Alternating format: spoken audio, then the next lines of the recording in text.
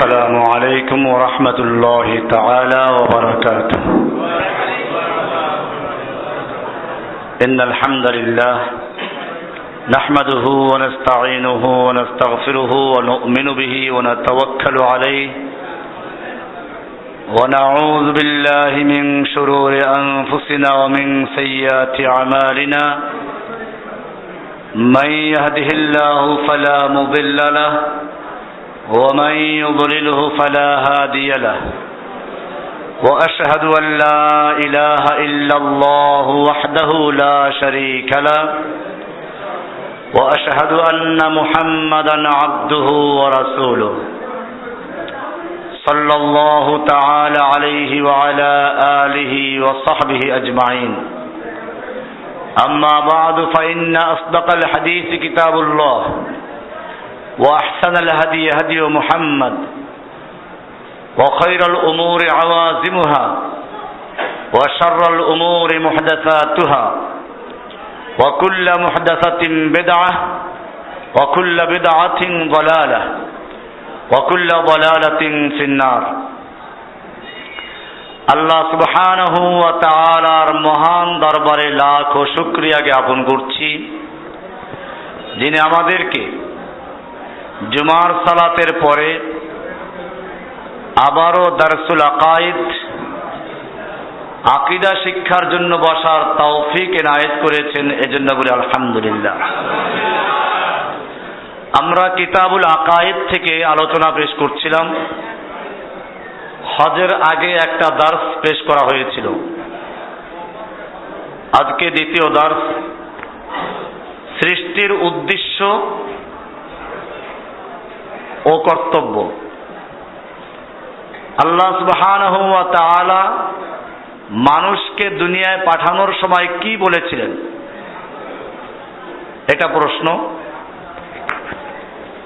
উত্তর দেওয়া আছে, মানব জাতিকে অর্থাৎ সর্বপ্রথম মানব আদম ও তার স্ত্রীকে এ দুনিয়ায় পাঠানোর সময় আদম আলাইহিস সালাতু ওয়াস সালাম একটু চিন্তায় পড়ে গেলেন।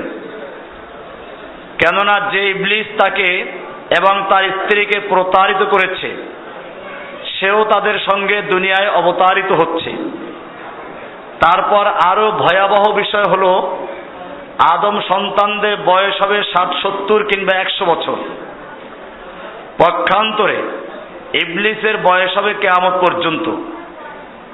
যখনই আদমের সন্তানগণ ইবলিসের ষড়যন্ত্র ও চক্রান্ত সম্পর্কে সামান্য অভিজ্ঞতা অর্জন করবে, তারপরেই তার মৃত্যুর ঘণ্টা বেজে যাবে।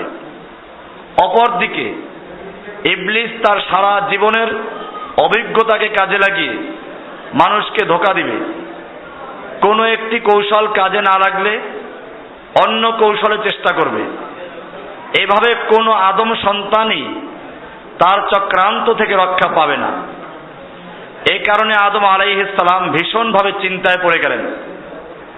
তখন আল্লাহ সুবহানাহু ওয়া তাআলা আদম আলাইহিস সালামকে এবং তার মাধ্যমে সমস্ত মানব জাতিকে যা বলেছিলেন তা পবিত্র কোরআনের এই আয়াতে ইরশাদ হয়েছে, কুলনা হাবিতু মিনহা জামিআ ফাইম্মা ইয়াতিয়ান্নাকুম মিন্নি হুদান ফামান তাবিআ হুদায়া ফালা খাউফুন আলাইহিম ওয়ালা হুম ইয়াহজানুন।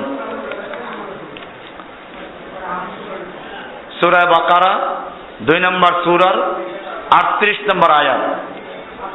আল্লাহ সুবহানাহু ওয়া তাআলা বলছেন, আমি হুকুম করলাম তোমরা সবাই নিচে নেমে যাও, পৃথিবীতে নেমে যাও। অতঃপর যদি তোমাদের নিকট আমার পক্ষ থেকে কোনো হেদায়েত পৌঁছে, তবে যে ব্যক্তি আমার সে হেদায়েত অনুসারে চলবে, তার উপর কোনো ভয় নেই, তার কোনো চিন্তার কারণ নেই। আল্লাহ সুবহানাহু ওয়া তাআলা এখানে প্রতিশ্রুতি দিয়েছেন, অঙ্গীকার করেছেন, আমি তোমাদের কিতাব দিব, হেদায়েতের গাইড পাঠাবো, যারা এটা অনুসরণ করবে তাদের কোনো ভয় নেই।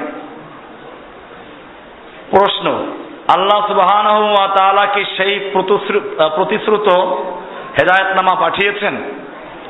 আল্লাহ যে বললেন আমি তোমাদের কাছে হেদায়েত পাঠাবো, এটা পাঠিয়েছেন কিনা?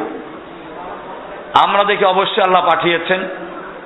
আর এ কারণে কোরআনের শুরুতে আল্লাহ তাআলা বলছেন যালিকাল কিতাবু লা রাইবা ফি, এটি ওই কিতাব। ওই কিতাব কোন কিতাব? যালিকার মুশারুন ইলাই, কিসের দিকে ইঙ্গিত করা হলো? যালিকাল কিতাব বলতে কি, কোন কিতাবকে ইঙ্গিত করা হয়েছে? তাফসিরে বিভিন্ন রকম বক্তব্য আছে। একটা বক্তব্য এটাও, আল্লাহ সুবহানাহু ওয়া তাআলা জানাচ্ছেন আমি তোমাদেরকে যে কিতাব দেওয়ার অঙ্গীকার করেছিলাম, যে কিতাব দেওয়ার জন্য প্রতিশ্রুতি দিয়েছিলাম, এ হলো সেই কিতাব। যালিকাল কিতাব, ওই কিতাব যার অঙ্গীকার আমি করেছিলাম। লা রাইবা ফীহি, এতে কোনো রাইব নেই, সন্দেহ নেই, সংশয় নেই, দ্বিধাদ্বন্দ্ব নেই। হুদাল লিল মুত্তাকিন, মুত্তাকিনদের জন্য এটা হেদায়েত, হেদায়েতকারী। মুত্তাকিনদের জন্য হেদায়েতকারী কি করে হলো? মুত্তাকিন তো মুত্তাকিন হয়েই গেছে, এর বা হেদায়েতের প্রয়োজন কি? এর অর্থ বিভিন্ন রকম হতে পারে। এক হচ্ছে এইখানে মুত্তাকিন বলতে যারা মুত্তাকিন হতে চায় তাদের জন্য হেদায়েত। হুদাল লিল মুত্তাকিন, যারা তাকওয়া অর্জন করতে চায়, আল্লাহর পক্ষ থেকে হেদায়েত যারা চায়, এই কিতাব তাদের জন্য উপকারে আসবে। এতে বোঝা গেল হেদায়েতের উদ্দেশ্য ছাড়া যদি বারবার এই কিতাব পড়ে কোনো লাভ হবে না, সে হেদায়েত পাবে না। অনেক হিন্দু খ্রিস্টান এই কিতাব পড়েছে, গিরিশচন্দ্র সেন অনুবাদও করেছে, বাকি সর্বপ্রথম করেছে কিনা এটা নিয়ে দ্বিমত আছে, কিন্তু সে অনুবাদ করেছে। এরকম ভাবে মরিস বুকাইলি কোরআন গবেষণা করেছে। বহু হিন্দু পণ্ডিত কোরআন পড়ে, এই জন্য কি সে পরকালে নাজাত পাবে? বা তারা কি হেদায়েত পেয়েছে? পায় নাই কেন? এই কিতাবে বলা আছে হুদাল লিল মুত্তাকিন, যারা তাকওয়া অর্জন করতে চাবে তাদের জন্য হেদায়েত। ওরা কোরআন পড়েছে ঠিকই, হেদায়েতের উদ্দেশ্যে নয়, ওরা কোরআন পড়েছে গবেষণার উদ্দেশ্যে। বিশেষ করে যখন টুইন টাওয়ারে হামলা হলো, তখন নাকি আমেরিকাতে কোরআন গবেষণা এবং কোরআন বিক্রির হিড়িক পড়ে গেল। কেন তারা কোরআন পড়লো? তারা মনে করলো যে কোরআন পড়লে বোধহয় এমন কোনো বোম তৈরি করা যায় যা দিয়ে বড় বড় বিল্ডিং উড়িয়ে দেওয়া যায়। অথবা তারা মনে করেছে কোরআনে এমন কি আছে যেটা একজন মানুষকে তার জীবন দিতে উৎসাহিত করে, তার জীবনের মায়া, ত্যাগ, স্ত্রী সন্তানের মায়া, বাড়ি গাড়ির মহব্বত, ব্যবসা বাণিজ্যের মায়া, সব কিছু ত্যাগ করে একজন লোক কিভাবে জীবন দেয়, এই জীবন দেওয়ার জন্য উৎসাহিত করে যে কিতাবটা, তার নাম কি? এটা পড়া দরকার, যেমন কি আছে। ওরা এসব কারণে অথবা আরো অন্য কোনো কারণে কোরআন গবেষণা করেছে, যে কারণে কোরআন গবেষণা করা সত্ত্বেও তারা হেদায়েত পায়নি, যেহেতু তারা হেদায়েতের জন্য পড়েনি। আল্লাহ সুবহানাহু ওয়া তাআলা বলেছেন হুদাল লিল মুত্তাকিন। এবারে তৃতীয় প্রশ্ন, যে আল্লাহ সুবহানাহু ওয়া তাআলা আমাদেরকে কি এমনি এমনি সৃষ্টি করেছেন, না কোনো উদ্দেশ্য নিয়ে সৃষ্টি করেছেন? না, আল্লাহ আমাদেরকে এমনি সৃষ্টি করেন নাই, আমাদের একটা উদ্দেশ্য নিয়ে সৃষ্টি করেছেন। অযথা কাজ আল্লাহ করেন না, উদ্দেশ্যবিহীন কাজ করে কে জানেন? পাগল। একটা পাগলকে জিজ্ঞেস করুন তুমি কোথায় যাচ্ছ, সে বলবে জানি না। কেন যাচ্ছ তাও জানি না। অর্থাৎ তার কাজের কোনো লক্ষ্য নেই, কোনো উদ্দেশ্য নেই, আল্লাহ রাব্বুল আলামিন সেজন্য সূরা মুমিনুনের 23 নম্বর সূরার 115 নম্বর আয়াতে বলছেন, আফা হাসিবতুম আন্নামা খলাকনাকুম আবাসা ওয়া আন্নাকুম ইলাইনা লা তুরজাউন, তোমরা কি মনে করেছো আমি তোমাদেরকে অনর্থক সৃষ্টি করেছি? অনর্থক সৃষ্টি করেছি মনে করেছো? আর তোমরা আমার দিকে প্রত্যাবর্তিত হবে না, আমার কাছে ফিরে আসবে না, এটা মনে করেছো? তাহলে এখানে পরিষ্কার হয়ে গেল আল্লাহ তাআলা আমাদেরকে উদ্দেশ্যবিহীন সৃষ্টি করেননি। এবারে আল্লাহর উদ্দেশ্যটা কি? তাহলে সেই উদ্দেশ্যটা কি? আল্লাহ সুবহানাহু ওয়া তাআলা কোরআনে বলেছেন সূরা যারিয়াত 51 নম্বর সূরার 56 নম্বর আয়াতে, ওয়ামা খলাকতুল জিন্না ওয়াল ইনসা ইল্লা লিয়াবুদুন, আমি মানব জাতিকে এবং জিন জাতিকে সৃষ্টি করেছি শুধুমাত্র আমার ইবাদত করতে। লিয়াবুদুন, এই লিয়াবুদুন এর ব্যাখ্যায় মুফাসসিরিনে কেরামগণ বলেছেন আই লিওয়াহিদুন, আমার একত্বকে প্রতিষ্ঠা করার জন্য, আল্লাহর জমিনে আল্লাহর একত্ব, একচ্ছত্র সার্বভৌমত্ব প্রতিষ্ঠার জন্য। তাওহীদ, আমরা যেটাকে কি বলি? তাওহীদ বলি। লিয়াবুদুন আই লিওয়াহিদুন, সুতরাং তাওহীদকে মেনে নিয়ে জীবনের সকল ক্ষেত্রে এককভাবে শুধু আল্লাহ সুবহানাহু ওয়া তাআলার ইবাদত করার জন্যই আল্লাহ মানব জাতিকে এবং জিন জাতিকে সৃষ্টি করেছেন। আল্লাহর তাওহীদকে মেনে নিয়ে একচ্ছত্রভাবে আল্লাহর ইবাদত করার জন্য আল্লাহ সৃষ্টি করেছেন। এইখানে আল্লাহ ছাড়া যেমন অন্য কারো ইবাদত চলবে না, তেমন আল্লাহর ইবাদত করে অন্য কাউকে শরীক করাও চলবে না। আল্লাহ ছাড়া অন্য কারো ইবাদত করা চলবে না। আবার আল্লাহর ইবাদত করলো ঠিকই, সাথে কাউকে শরীক করলো, এটাও চলবে না। এটাই হচ্ছে আল্লাহর উদ্দেশ্য। মানুষ এবং জিন জাতির বিভ্রান্ত কিছু অংশ, বিভ্রান্ত কিছু লোক ছাড়া অন্য কোনো মাখলুক পাওয়া যাবে না যারা শিরিক করে অথবা পৌত্তলিকতায় লিপ্ত আছে। না, কেউই করে না। শুধু মানুষ এবং জিন জাতির একটা অংশ, বিভ্রান্ত অংশ শিরিকে লিপ্ত। এছাড়া সকলেই অন্য মাখলুক আল্লাহর তাওহীদকে মানে, সব মুসলিম। এটার উপর আমার অনেক লেকচার আছে। চন্দ্র সূর্য মুসলিম, কারণ তারা হুকুম মানে কার? আল্লাহ হুকুম দিয়েছেন সূর্যকে এই পথে চলো, সে ওই পথে চলে। চন্দ্রকে হুকুম করেছেন এই পথে চলো, সে চলে। আল্লাহ বলছেন ওয়ালাহু আসলামা মান ফিস সামাওয়াতি ওয়া মান ফিল আরদি, ওয়ালাহু আসলামা, আল্লাহর কাছে আত্মসমর্পণ করে মুসলিম হয়েছে মান ফিস সামাওয়াতি ওয়া মান ফিল আরদ, আসমানে এবং জমিনে যা কিছু আছে সব কিছু। তাহলে পাহাড় পর্বত, চন্দ্র সূর্য, গ্রহ নক্ষত্র, আসমান জমিন, খাল বিল, নদী নালা, গাছগাছালি, মাছ ছাগল সব কি মুসলিম? আল্লাহ বলছেন এরা আল্লাহর তাসবিহ করে, কোনো পীরের জপ করে না।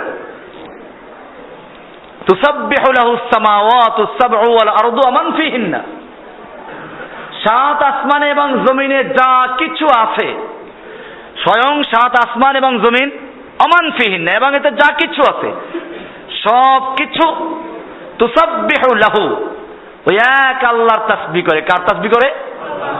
আল্লাহ তাসবিহ করে। এজন্য কোরআনের সূরা মারিয়মের 93 নম্বর আয়াত আল্লাহ বলছেন ইন কুল্লু মান ফিস সামাওয়াতি ওয়াল আরদি ইল্লা আতির রহমানি আবদা, আকাশমণ্ডলী ও পৃথিবীতে এমন কেউ নেই যে রহমানের কাছে, দয়াময় আল্লাহর নিকট বান্দা রূপে উপস্থিত হবে না। সকলেই আল্লাহর দাস হয়ে, বান্দা হয়ে সকলকে আল্লাহর সামনে উপস্থিত হতে হবে। এজন্য জন্মগতভাবে প্রতিটি মানুষ তাওহীদবাদী। জন্মগতভাবে প্রতিটি মানুষ তাওহীদবাদী। প্রত্যেকের হৃদয়ের গভীরে আল্লাহর পরিচয় এবং ভালোবাসা আছে। এজন্য একটা গান গায়, আল্লাহ আমার রব, এই রবই আমার সব, দমে দমে তনু মনে তারই অনুভব। তারই অনুভব হাদিসে বলা আছে। দেখেন মানুষ কি করে, ছোট বয়সে মায়ের সঙ্গে পরিচয় হয়, এরপরে কিন্তু মা দূর থেকে ডাক দিলে সে বুঝে যে আমার মা। একটু পরে আসতেছি। তো আল্লাহ রাব্বুল আলামিনও প্রত্যেকটা মানুষের অন্তরে আল্লাহর পরিচয়, আল্লাহর ভালোবাসা ঢেলে দিয়েছেন।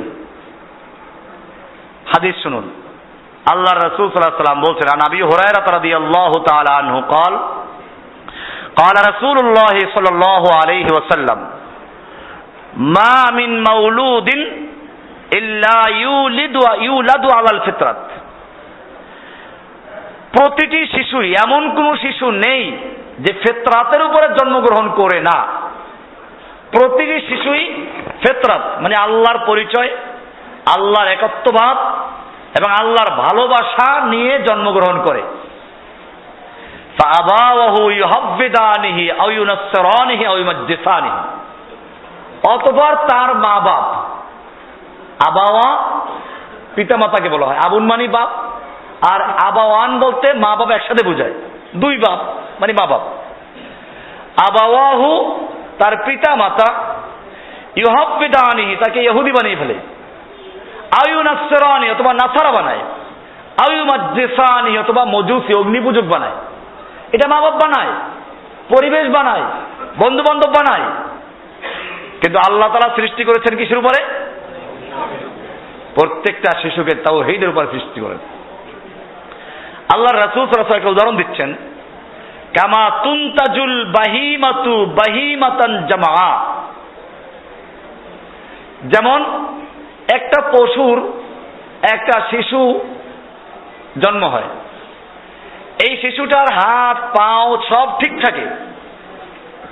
আল্লাহ রাসূল প্রশ্ন করছেন, হাল তুহিসুনা ফিহা মিন জাদা। তুমি কি এই শিশু শাবকের, পশু শাবকের, গরুর বাচ্চা, ছাগলের বাচ্চা, উটের বাচ্চা, দুম্বার বাচ্চা, ভেড়ার বাচ্চা, বাঘের বাচ্চা, কুমিরের বাচ্চা, ছাগলের বাচ্চা, হরিণের বাচ্চা, তুমি কি কারো কান কাটা আর নাক কাটা পেয়েছো? সুম্মা ইয়াকুলু, আল্লাহ রাসূল সাল্লাল্লাহু আলাইহি ওয়াসাল্লাম বলেন, এরকম মানুষেরা এগুলো করে, কোনটার কান কেটে ফেলে, নাক ছিদ্র করে, এগুলো মানুষে করে। ঠিক এরকম ভাবে আল্লাহ রাব্বুল আলামিনও প্রতিটি শিশুকে আল্লাহর একত্ববাদ, আল্লাহর পরিচয় এবং আল্লাহর ভালোবাসা দিয়ে সৃষ্টি করেন। এরপরে তার পিতামাতা, তার সন্তান, তার সমাজ, তার বন্ধু বান্ধব, তার শিক্ষা দীক্ষা, তার সংস্কৃতি তাকে ভিন্ন চিন্তায় নিয়ে যায়। এরপরে আল্লাহ রাসূল সাল্লাল্লাহু আলাইহি ওয়াসাল্লাম কোরআনের দলিল পেশ করেছেন নিজের কথায়। বোঝা গেল দলিলবিহীন কোনো কথা বলা যাবে না। আল্লাহ রাসূল সাল্লাল্লাহু আলাইহি ওয়াসাল্লাম বললেন যে প্রতিটি শিশুকে ফিতরাতের উপরে জন্ম দেওয়া হয়। এটার দলিল কি? আল্লাহ রাসূল সাল্লাল্লাহু আলাইহি ওয়াসাল্লাম দলিল পেশ করছেন, ফিতরাতাল্লাহিল্লাতী ফাতারান নাস আলাইহা, সূরা রুম 30 নম্বর সূরার 30 নম্বর আয়াত। 30 নম্বর সূরার 30 নম্বর আয়াত আল্লাহ বলছেন, ফিতরাতাল্লাহিল্লাতী ফাতারান নাস আলাইহা লা তাবদীলা লিখালকিল্লাহ যালিকাদ দ্বীনুল কাইয়্যিম। এটাই ফিতরা, আল্লাহর একত্ববাদী দ্বীনের উপর প্রতিষ্ঠিত থাকা, এটা আল্লাহর প্রকৃতি, আল্লাহর ফিতরাত, ন্যাচারাল বিষয়, স্বভাবগত বিষয়। ফিতরাত মানে যেটা স্বভাবগত, ন্যাচারাল ভাবে যেটা হয়ে যায়, ওটার নাম হচ্ছে ফিতরাত। মানে এটা স্বভাবগত ভাবেই প্রতিটি শিশুর মধ্যে আল্লাহর ভালোবাসা, আল্লাহর পরিচয়, আল্লাহর তাওহীদ থাকে, যার উপর তিনি, এটা আল্লাহর স্বভাব, আল্লাহরও এটা স্বভাব, যার উপর তিনি মানব সৃষ্টি করেছেন। আল্লাহর সৃষ্টির কোনো পরিবর্তন নেই, এটাই সরল দিন। সূরা রুমের 30 নম্বর আয়াত। আর এই হাদিসটা আছে বুখারীর 4775 নম্বর হাদিস, মুসলিমের 6926 নম্বর হাদিস, মুসনাদে আহমদের 12499 নম্বর হাদিস।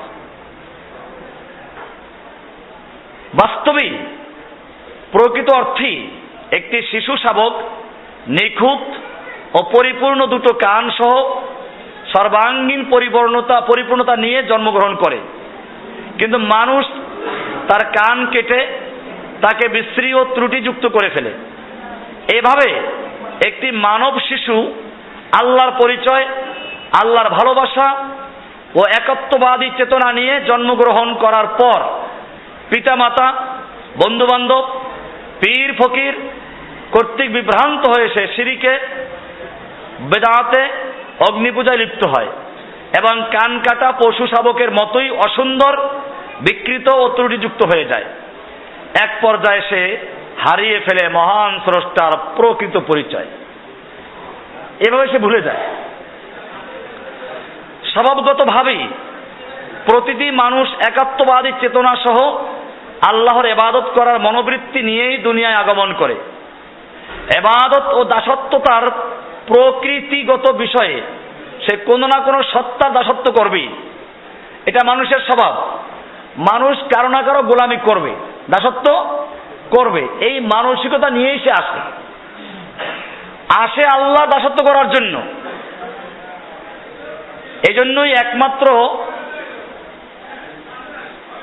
ইবাদত ও দাসত্ব তার প্রকৃতিগত বিষয়ে সে কোনো না কোনো সত্তার দাসত্ব করবেই, এটা তার স্বভাবগত বিষয়। দাসত্ব মানুষের ন্যাচারাল বিষয়।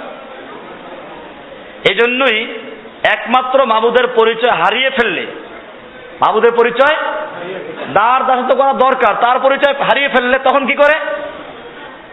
তখন শত সহস্র কৃত্রিম অসত্য মাবুদের ইবাদত করে সে তার প্রকৃতিগত দাসত্ব প্রবৃত্তির উপশম করতে প্রয়াস পায়। আসল যার দাসত্ব করা দরকার তাকে ভুলে গেছে, এখন দাসত্ব তাকে করতে হবে। তখন কার করবে? এখন 33 কোটি দেবদেবীর কি করে? দেবতার সে দাসত্ব করে। এখন সে নেতা নেত্রী দাসত্ব করে। যার দাসত্ব করা দরকার ছিল তাকে সে ভুলে গেছে।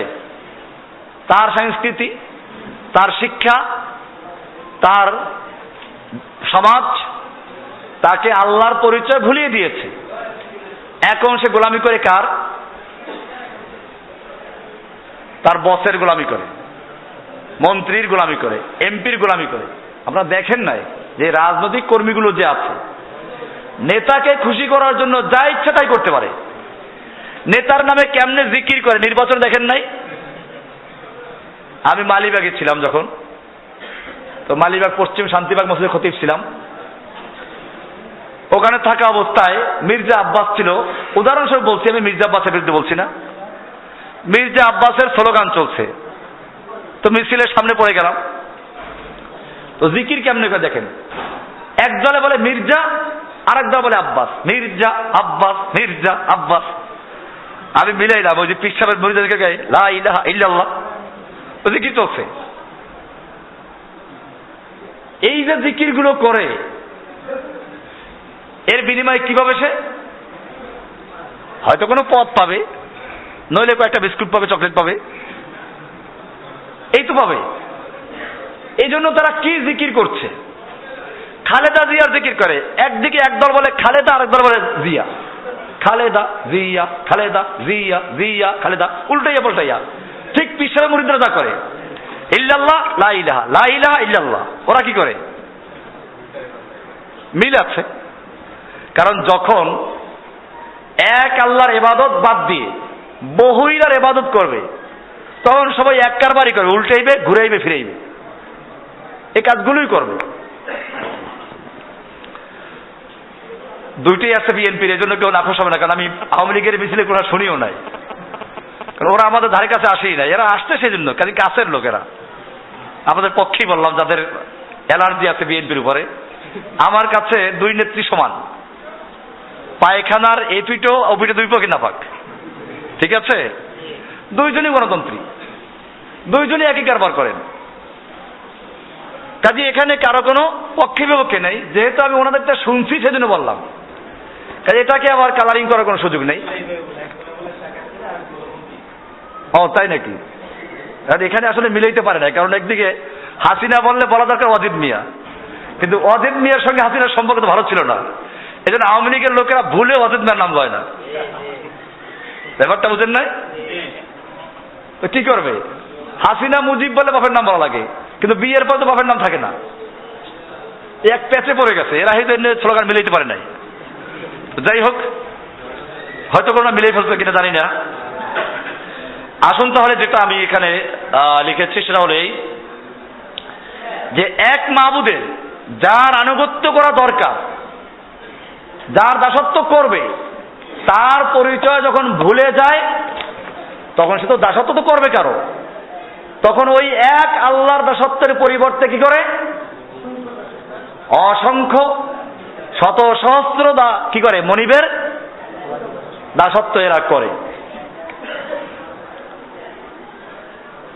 এজন্য সে নিজেই তার নিজের মাবুদ বানিয়ে নেয়। এরা নিজেরা বানায়, ভোট দিয়ে, স্লোগান দিয়ে, মিছিল করে, তারপর কি করে? নিজেদের মাবুদ তৈরি করে নেয়, বানিয়ে নেয়। এ পথহারা মানুষকে প্রকৃত সত্য মাবুদের দিশা দেওয়ার জন্যই যুগে যুগে প্রেরিত হয়েছেন নবী ও রাসূলগণ। তারা স্মরণ করিয়ে দেন সেই পরম প্রিয় জনের পরিচয়, যার স্মরণ ব্যতীত মানব হৃদয় কোনো কিছুতেই শান্তি পেতে পারে না। স্মরণ করিয়ে দেয় তারা, খালি পরিচয় আগের থেকে আছে, ভুলে গেছে, ওইটা স্মরণ করাইয়া দেয়। এই স্মরণ করাইয়া দেয় বলেই কিন্তু আল্লাহর জিকির করলে মনে শান্তি আসে। একটা শিশু তার মাকে হারিয়ে ফেলেছে, ছোটবেলায় দুধ পান করেছে, দুধ পান করার অবস্থায় হারিয়ে গেছে, সে তার মাকে চিনে না। এখন কেউ ধরে এনে তার মায়ের কোলে দিল, সে শান্তি পাবে কিনা? আল্লাহ তাআলা এটাই বলছেন, আল্লাযীনা আমানু ওয়া তাতমাইন্নু কুলুবুহুম বিযিকরিল্লাহ, আলা বিযিকরিল্লাহি তাতমাইন্নুল কুলুব।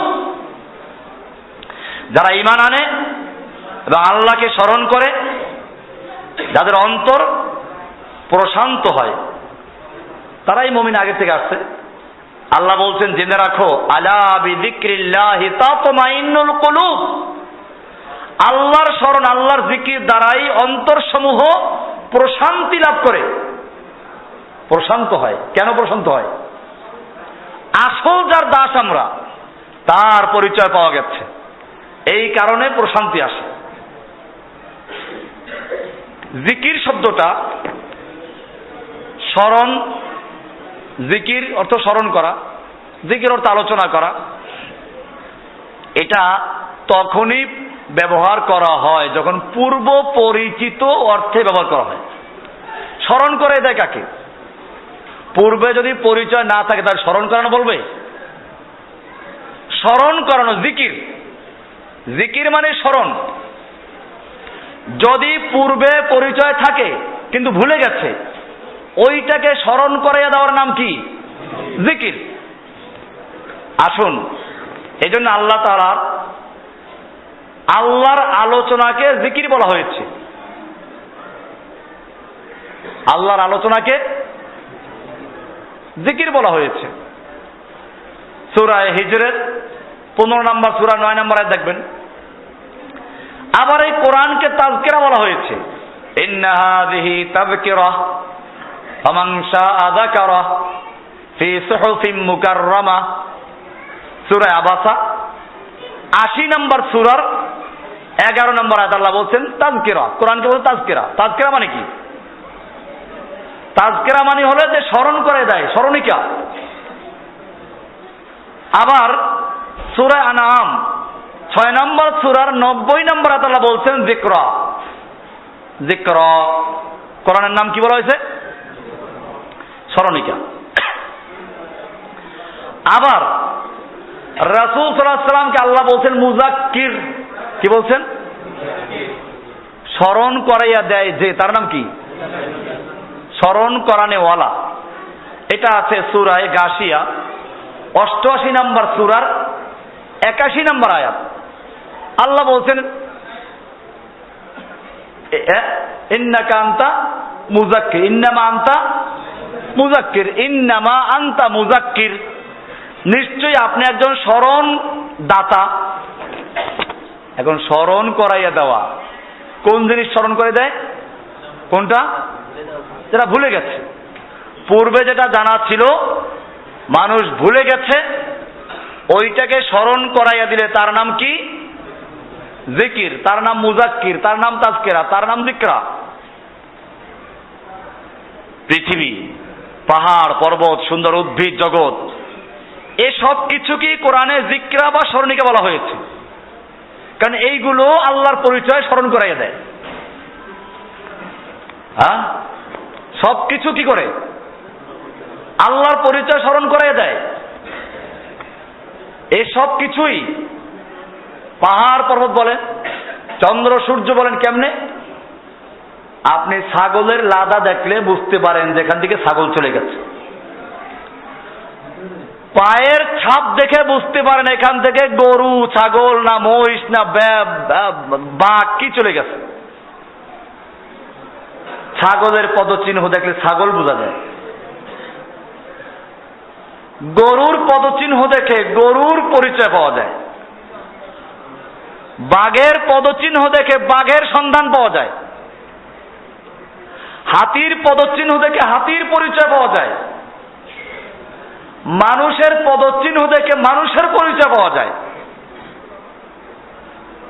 এই 7 আসমান তারকা দ্বারা সুসজ্জিত, এই জমিন তুফান দ্বারা সজ্জিত, এই পৃথিবী গাছগাছালি আর ঘাস দ্বারা সাজানো।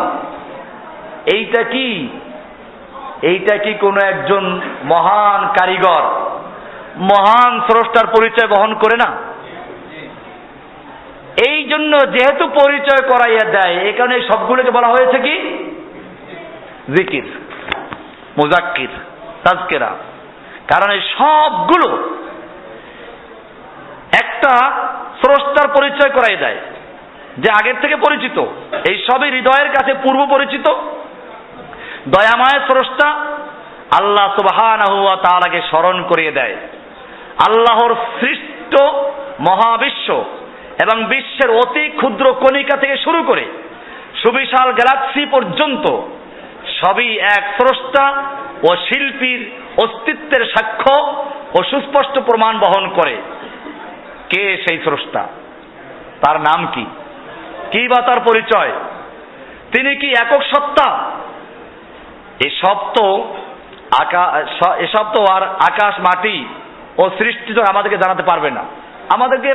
আমাদেরকে বুঝি আমরা স্রষ্টা একজন আছে, কিন্তু তার বিস্তারিত পরিচয় এই পাহাড় পর্বত দিতে পারবে না। সমুদ্রের কাছে দাঁড়িয়ে আপনি জিজ্ঞেস করেন তুফানকে, তুই যে এত আওয়াজ করছিস, বল আমার রবের পরিচয় কি? বলতে পারবে? সে এতটুকু বলবে, হ্যাঁ আমার পরিচালক একজন আছে। এজন্য দেখেন কি সুন্দর কথা আল্লাহর রাসূল সাল্লাল্লাহু আলাইহি ওয়াসাল্লাম বলেছেন। হাদিসটা বুখারীর 6497, সহিহ মুসলিমের 384 নম্বর হাদিস। আন হুযায়ফা রাদিয়াল্লাহু তাআলা আনহু قال হাদাসানা রাসূলুল্লাহ সাল্লাল্লাহু আলাইহি ওয়াসাল্লাম। হুযায়ফা রাদিয়াল্লাহু তাআলা আনহু বলেন, আমাদেরকে আল্লাহর রাসূল সাল্লাল্লাহু আলাইহি ওয়াসাল্লাম হাদিস শুনিয়েছেন, আমাদেরকে বলেছেন। মাঝখানে বড় হাদিস, আমি ছোট্ট একটা অংশ বলছি, এখানে ওই অংশটাই লেখা আছে। ইন্নাল আমানাতা নাযালাত ফি জাযরে কুলুবির রিজাল। নিশ্চয় আমানত মানে আল্লাহর তাওহীদ, আল্লাহর পরিচয়, আল্লাহর প্রতি ঈমান, এটা মানুষের অন্তরের মনি কোঠায় নাজিল হয়েছে। কোথায়? জাযরে কুলুবির রিজাল। মানুষের অন্তরের একেবারে গভীরে, গহীনে, মণিকুঠায় আমানত নাজিল হয়েছে। সেই আমানতটা কি? রবের পরিচয়, রবের একত্বতা, সেটা বললাম এতক্ষণ, পরিচয়টা এখানে আছে। এরপরে সুম্মা আলিমু মিনাল কোরআন, পরিচয়টা আছে এখানে। সেই পরিচয় সে পেয়েছে গাছের কাছ থেকে, পরিচয়টা পেয়েছে মাছের কাছ থেকে, পরিচয় পেয়েছে সাগরের কাছ থেকে, পরিচয় পেয়েছে জঙ্গল পাহাড় পর্বত থেকে। কিন্তু এই পরিচয়ের পরে সেই স্রষ্টার নাম কি, সেই স্রষ্টার পরিচয় কি, সেই স্রষ্টার গুণাবলী কি, এইগুলো তো আর এখান থেকে জানা যাবে না। আল্লাহ রাসূল সাল্লাল্লাহু আলাইহি ওয়াসাল্লাম বলেছেন সুম্মা আলিমু মিনাল কোরআন, অতঃপর তারা এগুলো শিখেছে কোত্থেকে? কোরআন থেকে। এই কোরআন এই জন্য নাজিল করা হয়েছে, আল্লাহর পরিচয়, আল্লাহর সিফাত, আল্লাহর বিধান, আল্লাহর তাওহীদ, এই সবগুলো কোরআন থেকে মানুষ এবার শিখে নিয়েছে। সুম্মা আলিমু মিনাস সুন্নাহ, অতঃপর শিখেছে কোত্থেকে? আল্লাহর রাসূলের সুন্নাহ থেকে। কি সুন্দর হাদিস! কোরআন থেকে জেনেছে বিধান, দলিল। এবারে এই দলিলের নকশা দরকার। নকশাটা কোথায়? রাসূলের সুন্নাহ। কারণ কোরআন বলেছে সালাত কায়েম করো, সালাত কিভাবে কায়েম করতে হবে, এই নকশা পাওয়া যাবে কোথায়? সুন্নায়। আল্লাহর রাসূল সাল্লাল্লাহু আলাইহি ওয়াসাল্লাম বলেছেন সাল্লু কামা রাআইতুমুনি উসাল্লি, তোমরা সালাত আদায় করো ঠিক সেভাবে যেভাবে আমাকে সালাত আদায় করতে দেখতে পাচ্ছ। হজের সময় আল্লাহর রাসূল বলেছেন কি? খুযু আন্নী মানাসিকাকুম, খুযু আন্নী মানাসিকাকুম, তোমরা আমার থেকে তোমাদের হজের আহকাম বিধানগুলো আমার থেকে গ্রহণ করো, আমার থেকে গ্রহণ করো। সুম্মা আলিমু মিনাস সুন্নাহ, কোত্থেকে শিখবে? সুন্নাহ থেকে শিখতে হবে। এই জন্য কেউ যদি বলে আমি সুন্নাহ মানি না, হাদিস মানি না, কোরআন মানি, সেও গোমরা। বাংলাদেশে আছে, কিছু আছে ডাইরেক্ট নিজেরা আহলে কোরআন পরিচয় দেয়, কিছু আছে খবরে ওয়াহিদ শরীয়তের হুজ্জত না, এইসব চালাকি করে। কোন ডাক্তার যেন বাংলাদেশে বের হয়েছে একজন, এরকম চালাকি সে করে। অনেক শিক্ষিত যুবকেরা সেখানেও যায়।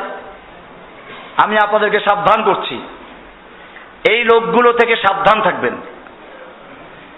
কোরআনের ভাষা আরবিতে জানা নাই,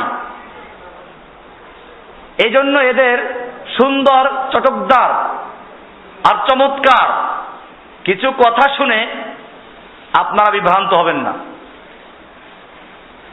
একটা ডাক্তার, সে ডাক্তারই জানে, ডাক্তার জাকির নায়েক না, বাংলাদেশের কথা বলছি। জাকির নায়েক অবশ্য অনেক পড়াশোনা করে তার বক্তব্য রাখে, তারটা শোনা যায়।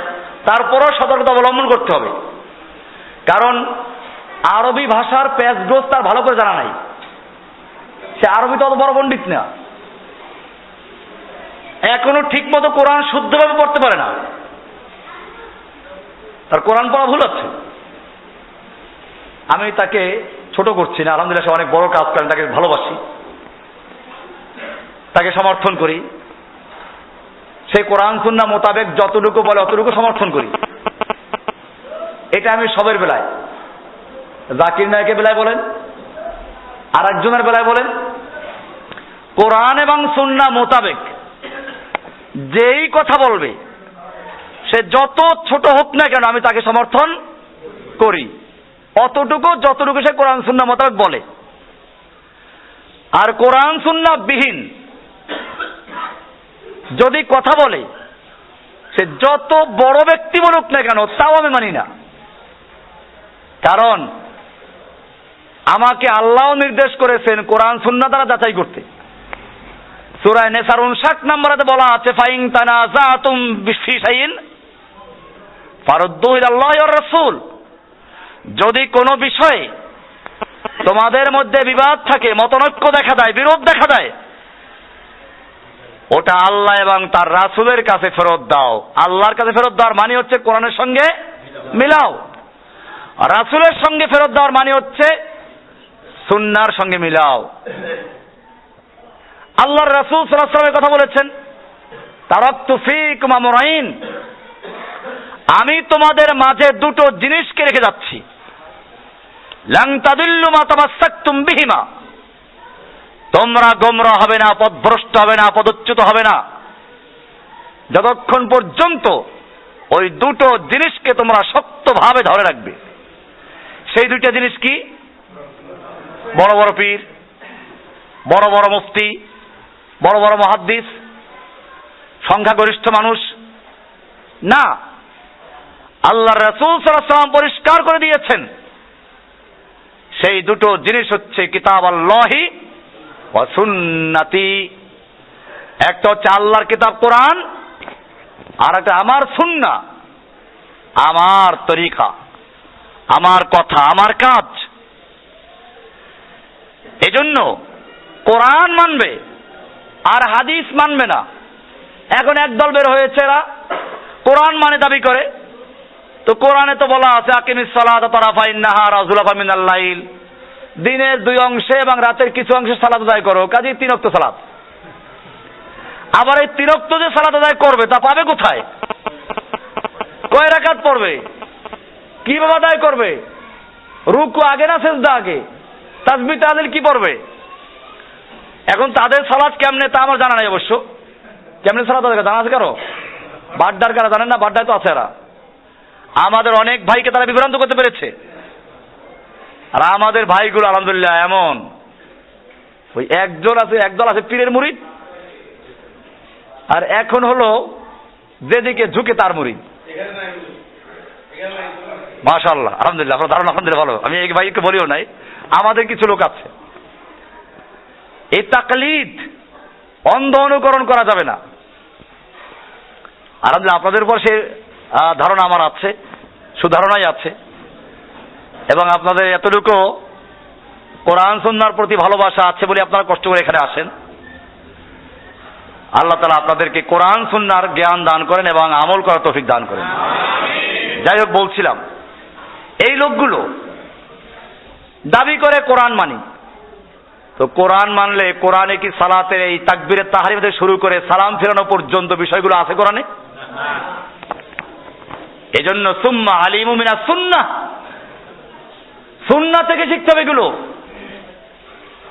নইলে সে হারিয়ে যাবে। অনেকে আছে ফেকা মানে না। দেখেন, এই জন্য আমি বলি যে আমি বড় ঝামেলার মধ্যে আছি। ফেকা মানে না। আরে ফেকা না মানলে তুমি কোরআন সুন্নাহর মতো রাষ্ট্র কায়েম মতো চালাইবে কেমনে? ফেকা লাগবে না? সাহাবায়ে কেরাম মাসলা মাসাল জিজ্ঞেস করতে সাহাবীদের কাছে যান নাই? তো সাহাবীদের যুগেই তো ফেকার দরকার ছিল। তুমি এটা বলতে পারো যে কোরআন সুন্নাহর আলোকে যে ফেকা সেটা আমি মানি। কোরআন সুন্নাহ বাদ দিয়ে বা কোরআন সুন্নাহর উসুল বাদ দিয়ে মন গড়া যদি কেউ কোনো মাসলা মাসাইল বলে ফেকা তৈরি করে, এটা মানি না, এটা বলতে পারো। তুমি ডাইরেক্ট বলতে ফেকা মানি না, এটা আরেক গুমরাহি। কারণ ফেকা মানে কি? আপনি সালাতের মাসাইল, উজুর মাসাইল, গোসলের মাসাইল, এরকম ব্যাংকের মাসাইল, ব্যবসা বাণিজ্যের মাসাইল, বেচা কেনার মাসাইল, এই মাসাইলগুলো তো ফেকা। এই মাসাইলগুলোর নাম কি? এই যে মাসলা মাসাইল কোরআন হাদিস থেকে যে বের করা হয়েছে, এইগুলোর নাম কি? ফিকহ। কোরআনে বলা আছে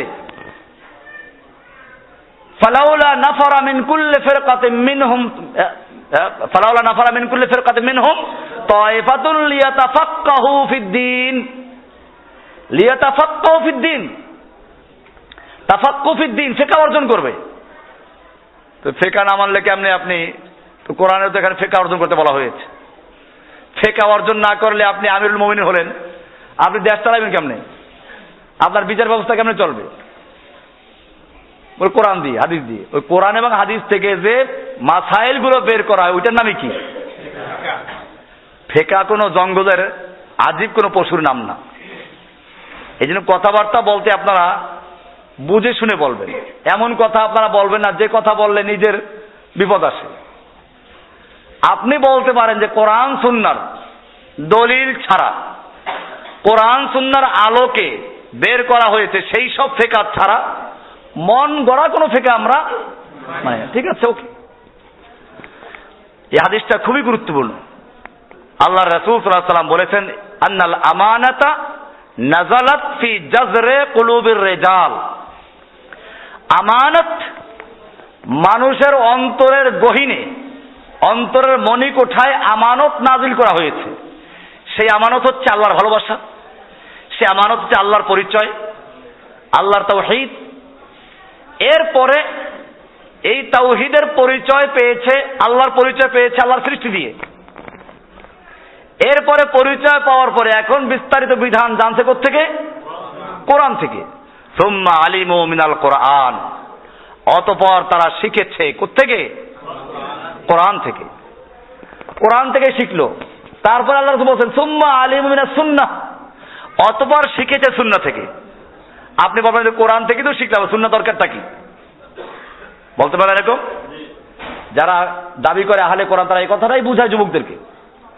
কোরআনে আল্লাহ তাআলা বলেছেন ফাসসালনা কুল্লা শাইইন তাফসীলা। আমি আমার কিতাবুল আকায়েদে আহলে কোরআনদের সম্পর্কে আলোচনা করেছি, আপনারা পড়বেন, পড়াশোনা করেন, বিভ্রান্ত হয়েন না।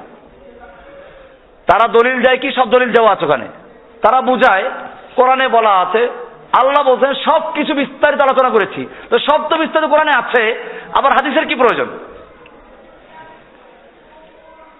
কোরআনে বলা আছে তিবিয়ানাল লিকুল্লি শাই, সবকিছু স্পষ্ট বর্ণনা আছে কোরআনে, হাদিসের কি প্রয়োজন?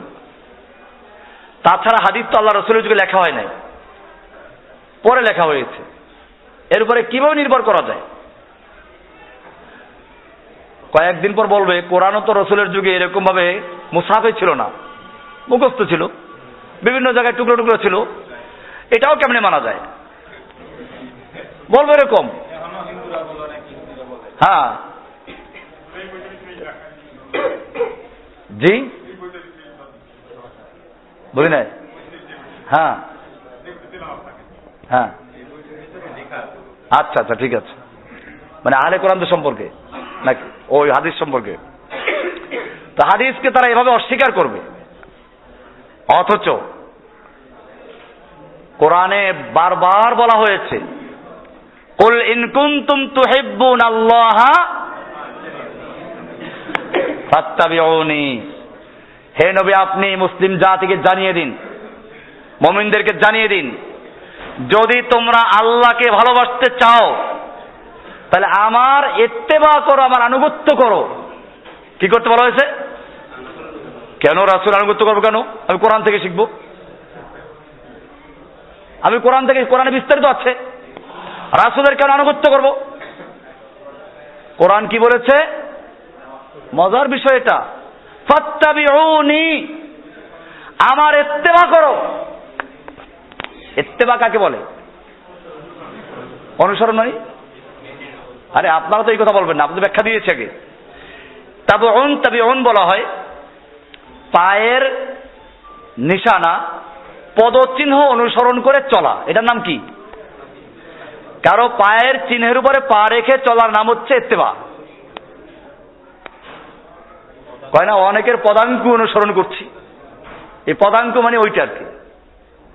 এখান থেকে গরুর বাছুরকে বলা হয় তাবিউন। কি বলা হয়? কেন? পুরুষ বাচ্চা হইলে বলা হয় তাবিউন, আর স্ত্রী বাচ্চা হইলে বলা হয় তাবিআতুন। গরুর বাছুরকে, গরুর বাছুর আরবি কি?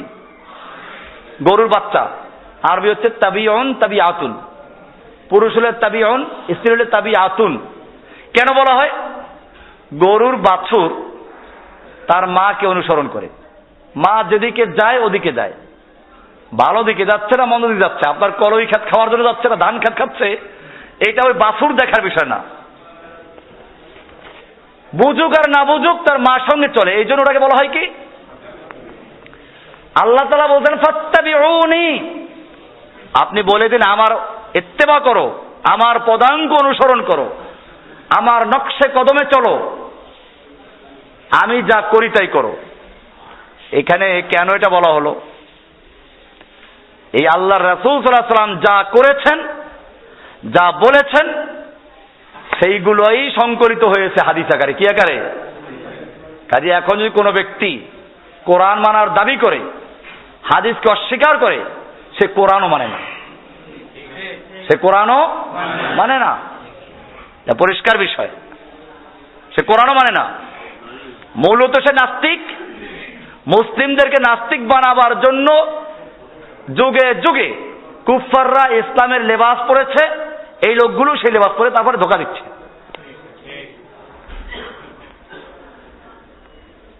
এই হাদিসটা রেফারেন্স দেওয়া আছে, আপনারা এই কিতাবটা কিতাবুল আকায়েদ থেকে দার্স দিচ্ছি আমি, এই কিতাবটা পড়বেন। যে দার্স দেওয়া হচ্ছে এই জন্য যে আমাদের ভাইরা অনেকেই বলছে যে আসলে পড়া হয় না, তো লেকচার দিলে শোনা হলো, এবং এটা অন্য ভাইরা যারা দূরে আছে তারাও শুনলো, এবং তারাও কিতাবকে নিজেরা পড়ে পড়ে বুঝলো। না এই গভীর জিনিসগুলো এই কিতাব তার পৃষ্ঠাবের কাহিনী না। এই যে দার্সগুলো প্রত্যেকটা ইলমি বিষয়, এই বিষয়গুলো বুঝতে চিন্তা করতে হবে, আপনারা পড়বেন। বস্তুত আল্লাহর সাথে সৃষ্টিগত, স্বভাবগত, হৃদয়গত এই পূর্ব পরিচয়টি না থাকলে, এই পূর্ব পরিচয়টি আগে পরিচয় আছে, আছে বলেই কোরআন আমরা গ্রহণ করছি। না থাকলে কোরআন সুন্নাহ ও সৃষ্টিকুল কোনো কিছু দিয়েই সেই মহান শিল্পী রাব্বুল আলামিনের একক সত্তার সুনিপুণ পরিচয় পাওয়া যেত না। আগের থেকে আছে গভীরে, এখন এগুলো দিয়ে চিনতে পারলাম। ইমাম ইবনে তাইমিয়া রাহমাতুল্লাহ আলাইহি বলেন, যে চিরন্তন সত্যটি মানুষ দলিল প্রমাণ দিয়ে জানতে চায়, তার সম্পর্কে হৃদয়ে পূর্ব অনুভূতি ও পরিচয় থাকার ফলেই সে তাকে অথবা তার কিছু অবস্থা জানতে দলিলের অন্বেষণ করে। কিছু পরিচয় আছে বলে কি চায়? দলিল চায়, জানতে চায়। আমাদের অন্তরে আছে বলে আল্লাহ সম্পর্কে আমরা জানতে চাচ্ছি, কিন্তু হৃদয়ে যাকে পূর্ব থেকে অনুভব করতে পারে না, তাকে জানার স্পৃহা কিছুতেই তার মধ্যে সৃষ্টি হয় না। কিতাবুত তাওহীদ ইমাম ইবনে তাইমিয়া, ওর ভিতরে এটা আছে। মহান স্রষ্টা ও সুনিপুণ শিল্পী আল্লাহর সাথে মানব হৃদয়ের এই গভীর পরিচিতি মহাকালের অতীত কোন ক্ষণে তাদের থেকে নেওয়া তার রুবুবিয়তের সাক্ষ্য ও স্বীকৃতি কোরআন সুন্নাহ ও সৃষ্টি জগতের অকাট্য দলিল দ্বারা তার পরিচয়, একত্ববাদ ও ভালোবাসার স্মৃতিচারণ সবই এ দুর্লভ পরস্পরায় শক্তভাবে গাথা। এই যে আল্লাহ তাআলা প্রথমে অঙ্গীকার নিয়েছেন, এরপর দুনিয়ায় পাঠালেন, সৃষ্টির মাধ্যমে আমরা আল্লাহকে চিনলাম, এরপরে কোরআন থেকে জানলাম অথবা হাদিস থেকে জানলাম, এই সবগুলো তসবিহ জানার মতো জড়ানো, একটার সঙ্গে সম্পর্ক আছে। সম্পর্ক না থাকলে আমরা আল্লাহর পরিচয় খুঁজে পেতাম না, কোরআনও ভালো লাগতো না, হাদিস ভালো লাগতো না। মায়ের কোলে থেকে শিশু যখন তার মাকে ভালোভাবে চিনে নেয়, তখন আড়ালের থেকে মা তার শিশুকে ডাকলে পূর্ব পরিচয়ের ফলে অনায়াসেই শিশু বুঝে নেয় এই যে তার মা। মায়ের কোলে থাকে শিশু, দূরে তাকে আড়ালে বসাই রাখেন, মা দূরে থেকে ডাক দিল, দেখে নাই তাকে, শিশু বুঝতে পারে কিনা তার মায়ের ডাকেটা? কেমনে বুঝে? পূর্ব পরিচয়ের ফলে। পূর্ব পরিচয়টি না থাকলে শিশুটি কিছুতেই বুঝতো না এই আওয়াজ তার মায়ের। প্রতিটি মানবের হৃদয় মূলে ব্যাখ্যা বিশ্লেষণের অতীত এমনই এক পরিচয়, প্রীতি ও একত্বের তুলনাহীন বন্ধন রয়েছে তার দয়াময় স্রষ্টার সাথে, যে প্রকৃতগতভাবে হৃদয় আর কাউকে ভালোবাসে না। মুমিনরা সবচেয়ে ভালোবাসে বেশি কাকে? কম্পাসের কাঁটার মতোই সে সর্বদা একমুখী থাকে। মুমিনরা সবসময় মুখে কোন দিকে? আপনাকে যত শিরক আর বেদাত আছে, এখন কি শিরকে ঢুকবেন আপনি? হ্যাঁ, এটাই, যেহেতু আপনার হৃদয়ে সেই আল্লাহর পরিচয় আছে, তাওহীদের পরিচয় আছে, যে কারণে আপনাকে যেদিকে ঘুরানো হোক কম্পাসের কাঁটার মতো আপনি ঘুরে কোন দিকে যাবেন? আল্লাহর দিকেই যাবেন। সূরা রাদের 28তম আয়াতের অলৌকিক শব্দ বিন্যাস দ্বারা বোঝা যায় যে মানবত্বাকে, যে আয়াতটাকে বললাম, আল্লাহ বলছেন আলা বিযিক্রিল্লাহি তাতমাইন্নুল কুলুব, আল্লাহু আকবার। এখানে কয়টা শব্দ দেখেন, প্রত্যেকটা শব্দ বিশ্লেষণ করার বিষয় আছে। আল্লাহ ব্যতীত আর যেদিকে নেওয়া হোক না কেন সে সেখানে থেকে দিক পরিবর্তন করবেই, এটা ওই আয়াতের অর্থ। আলা বিযিক্রিল্লাহি, জিকির মানে কি? স্মরণ। কার স্মরণ? আলা বিযিক্রিল্লাহি। তারপরে কি বলা হয়েছে? তাতমাইন্নু। তাতমাইন্নু মানে কি? স্থির হয়ে যায়, প্রশান্ত হয়। আল কুলুব, কে? কুলুব খুব ভালো করে বোঝেন। কলব অর্থ কি? কলব অর্থ কি? আপনারা এটা বোঝার চেষ্টা করেন। আমি এই লেকচারটা আগে দিচ্ছি 100 কোন জন্য, আমার ওই যে একটা আত্মশুদ্ধির লেকচার আছে ওখানে আছে এটা। কলব মানে হচ্ছে বারবার পার্শ্ব পরিবর্তনকারী। কলব মানে কি? পার্শ্ব পরিবর্তনকারী। কলব কাকে বলে? কলবকে কলব এই জন্যই বলে যে ওটা বারবার বদলায়। এই এখন বসা আছে নাকি এক আকিদে নিয়ে, উঠলে পরে শয়তান হামলা করবে, তখন দুনিয়ার মধ্যে চলে যাবেন। তো এই জন্য কলবকে কলব বলা হয়। কলব মানে কি? তাহলে এবারে অর্থ করেন, বারবার পার্শ্ব পরিবর্তনকারী ঘূর্ণনময় চিত্ত আল্লাহর জিকিরে স্থির হয়ে যায়। আলা বিযিক্রিল্লাহি তাতমাইন্নুল কুলুব। আলা বিযিক্রিল্লাহি, এই বইটা লেখা আছে, এটা দেখেন, আপনারা পড়ে নেবেন পরে। আয়াতটির শব্দবিন্যাস নিম্নরূপ: জিক্রুল্লাহ, আল্লাহর স্মরণ। তাতমাইন্নু, স্থির হয়ে যায়। আল কুলুবু, সদা বিচরণশীল। সদা বিচরণ, যে সবসময় ঘুরতে থাকে। কলব কি বসে থাকে নাকি? আপনি ঘুমাইলেও সব স্পষ্ট দেখে, ওটা ভিন্ন জিনিস। আবার আপনি ঘুমাইলেও কি কলব বসে থাকে নাকি? কলব কি করে? কোন কাজ না থাকলে স্বপ্ন দেখে। কাজ হলে কি করে? এই জন্য কলবকে কলব বলা হয়। সদা বিচরণশীল, পার্শ্ব পরিবর্তনকারী অন্তর, অর্থাৎ মানবাত্মা আল্লাহর প্রণয়, প্রীতি ও স্মরণ না পেলে অস্থিরতা হেতু পার্শ্ব পরিবর্তন করতে থাকে। একবার এই পাশে যায়, এই দরবারে যায়, ওই দরবারে যায়। জানেন না এর 7 সালের পীর কজন মানে জানেন নাকি? একবার মানিকগঞ্জ, একবার চরমনাই, একবার আট্টসি। হ্যাঁ, কত দরবার যে লোকটা ঘুরলো। তো এই যে পার্শ্ব পরিবর্তনকারী, যতক্ষণ পর্যন্ত আল্লাহর জিকির পর্যন্ত না যাওয়া, ততক্ষণ কি করে থাকবে? স্থির হবে কোথায়? কম্পাসের কাঁটা ঘুরতে থাকবে যতক্ষণ পর্যন্ত তার নির্দিষ্ট দিকে সে না ফিরবে, পার্শ্ব পরিবর্তন থাকবে। আর যখনই প্রণয় প্রীতি হেতু স্মরণ রূপে সারাবান তহর পেয়ে যায়, তখনই সে অস্থিরতা ও দিক পরিবর্তন ত্যাগ করে মুতমাইন ও সুস্থির হয়ে যায়। আলা বিযিক্রিল্লাহি তাতমাইন্নুল কুলুব। শিশুকালে পৃথিবীর পরিবেশজনিত কারণে অন্তর বাধা থাকে মায়ের সাথে। কার সাথে?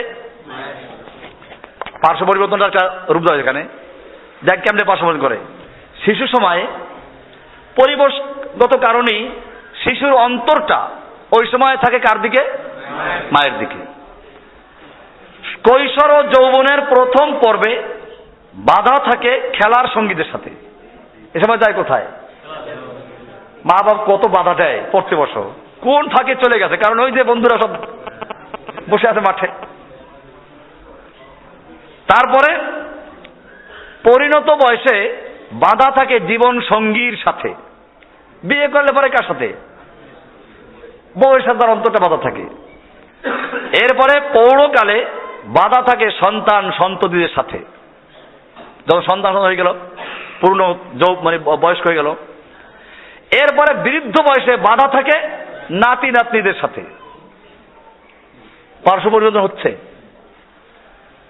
একের পর এক। এভাবেই এক সময়ের প্রীতিভাজনকে ত্যাগ করে আর এক প্রীতিভাজনের দিকে দিক পরিবর্তন করতে থাকে, ঠিক কিনা? তারপর আসে জীবনের অন্তিম সায়ান্ন বা একাকী শয্যার পরে থাকার পর্ব। এখন আর কেউ নাই, নাতিরাও গেছে, বউ গেছে, ছেলে মেয়ে উড়াল দিয়ে চলে গেছে বড় হইয়া, সংসার নিয়ে ব্যস্ত। এখন কি? নয়ন ভরিয়া আছে আখি জল, মুছাবার কেহ নাই, হৃদয় ভরিয়া কথার কাকুলি, শোনাবার কেহ নাই। তারপরে এই অসহায়ত্বের পরিসমাপ্তি ঘটে পৃথিবীর সব প্রিয়জনকে চিরদিনের জন্য চির বিদায় দেওয়ার মাধ্যমে। তখন কেহই আর জীবনের সঙ্গী হয়ে সাথে যায় না। অতএব মানবত্বাকে তার পরমাত্মীয় চিরস্থায়ী বন্ধু মহান রব্বুল আলামিনের সাথে বেঁধে দেওয়াই হচ্ছে অসহায়ত্ব, একাকিত্ব, চিরসঙ্গীহীনতা ও ধ্বংসের হাত থেকে বাঁচার উপায়। এটাই হলো বাঁচার উপায়। আলা বিযিক্রিল্লাহি তাতমাইন্নুল কুলুব। এই জন্য আল্লাহ তাআলা বলছেন, ফাতিরাস সামাওয়াতি ওয়াল আরদ আনতা ওয়ালিয়্যি ফিদ দুনিয়া ওয়াল আখিরাহ। আকাশ ও পৃথিবীর স্রষ্টা আল্লাহ, আপনি আমার পরম বন্ধু ইহকালের ও পরকালের। পরম বন্ধু কে? কারণ সব বন্ধু উড়াল দিয়ে চলে যাচ্ছে, সব বন্ধু চলে যাচ্ছে।